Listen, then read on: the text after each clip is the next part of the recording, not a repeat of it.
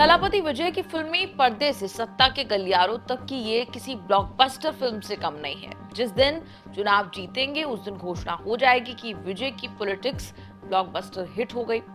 तमिलनाडु की राजनीति में थलापति विजय की एंट्री ने हलचल मचाई हुई है। राजनीति के नए खिलाड़ी हैं, चुनाव में चलेंगे या नहीं इसकी कोई गारंटी नहीं ले सकता। फरवरी 2024 जब पूरी दुनिया थलपति की अगली फिल्म का इंतजार कर रही थी, तब उन्होंने एक ऐसी पिक्चर साइन की जिसने तमिलनाडु की राजनीति बदल के रख दी।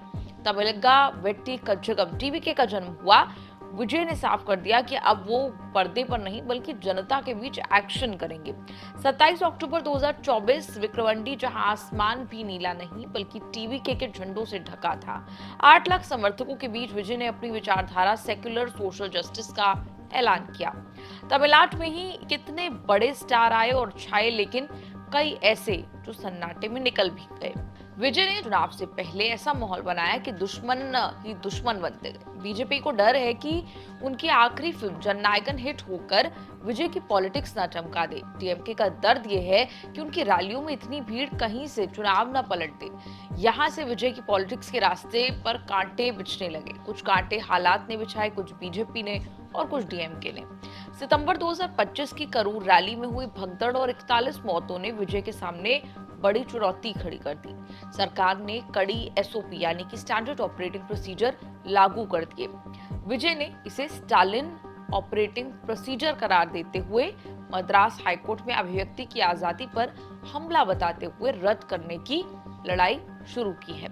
विजय की रैलियों में उमड़ने वाला जनसैलाब बहाना बना उन पर कानूनी नकेल कसने का। सितंबर में करूर की रैली में हुई 41 लोगों की मौत के बाद मद्रास हाईकोर्ट के निर्देश पर सरकार ने नई एसओपी बनाया, मतलब नियम बना दिए कि रैली में कौन कैसे कितने लोग आएंगे। सरकारी एसओपी विजय की पॉलिटिक्स में जंजीर बन रही है, जिससे निकलने के लिए अब छटपटा रहे हैं। फिल्मों में विजय ने न जाने कितने जंजीर तोड़े, तब जाकर थलापति कहलाए, लेकिन रियल लाइफ में जंजीर वाली एसओपी से फीता काटने का कार्यक्रम तो हो सकता है, लेकिन चुनाव नहीं लड़ा जा सकता।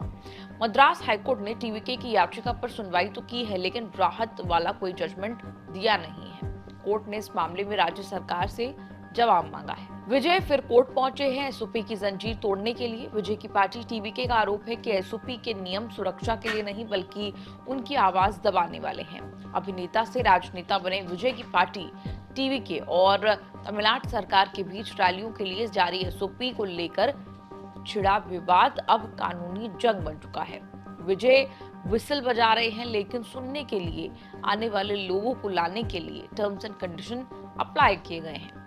टीवीके ने मद्रास हाईकोर्ट में याचिका दायर कर विशेष रूप से 2 क्लॉज 6C और 8G को चुनौती दी है। टीवीके का पक्ष है कि कानून व्यवस्था और ट्रैफिक संभालना सरकार का मूल काम है, इसे ऑर्गेनाइजर्स पर नहीं थोपा जा सकता। ये तो अभिव्यक्ति की आजादी पर प्रहार है।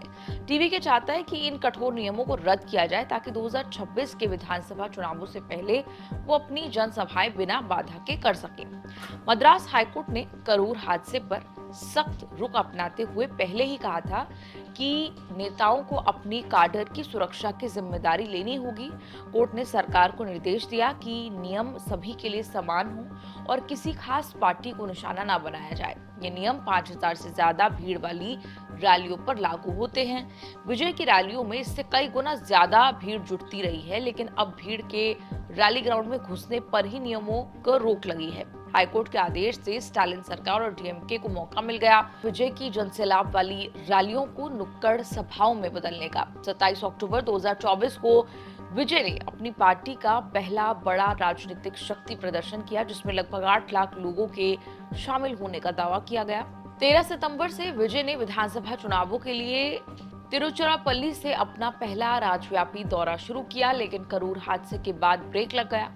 करीब 5 महीने के ब्रेक के बाद उन्होंने सेलम और वेल्लोर में बड़ी रैलियों का कार्यक्रम बनाया। केवल 4998 लोगों को पास के जरिए रैली ग्राउंड के अंदर आने दिया गया। एंट्री केवल उन्हीं को मिली जिनके पास क्यूआर कोड वाले विशेष पास थे। वेल्लोर में 25,000 लोगों के लिए व्यवस्था की गई, लेकिन वहां भी केवल 4900 लोग आ पाए, वो भी वही जिनके पास क्यूआर वाले कोड जो है एंट्री पास थे। रैलियों में भीड़ पर 5000 के बाद भी विजय नहीं रुके। सेलम और वेल्लोर की रैलियों में उन्होंने सीधे सीएम स्टालिन को ललकारा, ये कहते हुए कि 2026 की लड़ाई तमिलनाडु बनाम दिल्ली नहीं बल्कि डीएमके बनाम टीवीके है। हाईकोर्ट के कहने पर तमिलनाडु सरकार ने 5 जनवरी 2026 को नई एसओपी सूचित की। उसमें भीड़ मैनेजमेंट और भीड़ के हिसाब से रिफंडेबल सिक्योरिटी डिपॉजिट के नियम बने। 5 से 10,000 लोग आए तो 1 लाख डिपॉजिट, 20,000 से 50,000 लोग आए तो 8 लाख, 50,000 से अधिक भीड़ जुटी 20 लाख डिपॉजिट करने होंगे। हर 100 लोगों पर एक वॉलंटियर तैनात करना होगा जिसके पास आईडी कार्ड, विशेष जैकेट, टी शर्ट होनी चाहिए।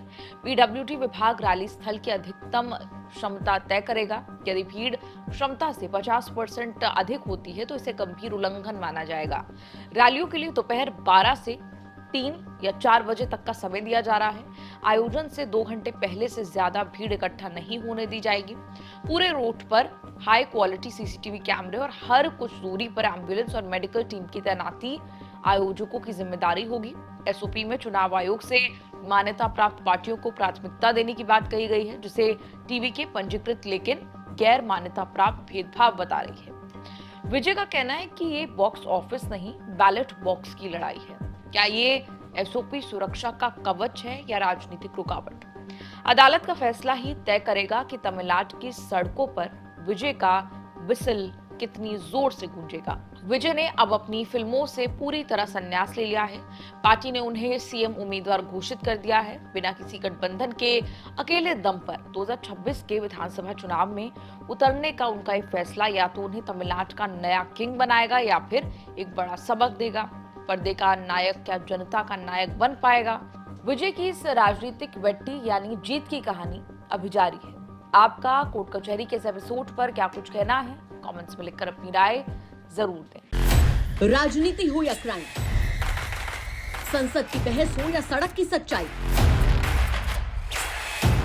बाजार की चाल हो या रोजगार की तलाश, देश की चर्चा हो या दुनिया की हलचल, जंग के शोर से सीज फायर की खबर तक, यूपी बिहार से तमिलनाडु की सियासत तक, एस्ट्रोलॉजी के सितारों से खेल के मैदान तक, सच साफ सीधे अंदाज में देखिए तक 360, गली से ग्लोब तक।